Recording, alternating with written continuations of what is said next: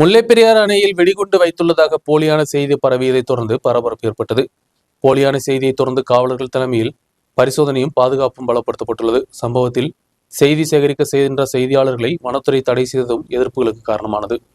முல்லைப்பெரியாறு அணையில் பாம் வைத்துள்ளதாக மிரட்டல் செய்தி வந்தது இமெயில் வழியாகத்தான். இந்த செய்தி முதலில் கிடைத்தது திருச்சூர் மாவட்டத்தில் நீதிமன்றத்தில் இருந்துதான். உடனடியாக நீதிமன்ற அதிகாரிகள் இதை திருச்சூர் மாவட்ட ஆட்சியர் கைமாறினர். பிரச்சனையின் முக்கியத்துவம் கணக்கில் எடுத்து திருச்சூர் மாவட்ட ஆட்சியர் இந்த தகவல் இடுக்கி மாவட்ட ஆட்சியருக்கு கொடுத்துள்ளார். இந்த தகவலின் அடிப்படையில் இடுக்கியில் பாம் ஸ்குவாடும் மோப்பநாய் குழுவினரும் காவலர்களும் இணைந்து அணைக்கட்டில் பரிசோதனை நடத்தினர். தமிழ்நாட்டிற்கான தண்ணீர் கொண்டு செல்லும் shutter, main Tom, baby Tom, shutter போன்ற இடங்களில் பரிசோதனை நடத்தப்பட்டது. அதிக ஜாக்கிரதையுடன் பாதுகாப்பு அதிகாரிகள் பரிசோதனை நடத்தினர். ஆனால் பரிசோதனை நடத்திய போதும் சந்தேகப்படும் விதத்தில் ஒன்றும் கண்டுபிடிக்க முடியவில்லை. போலியான இமெயில் வந்ததாக தெரிய வந்துள்ளது. இமெயில் அனுப்பிய நபரை கண்டுபிடிப்பதற்கான முயற்சிகளையும் காவலர்கள் தொடங்கியுள்ளனர்.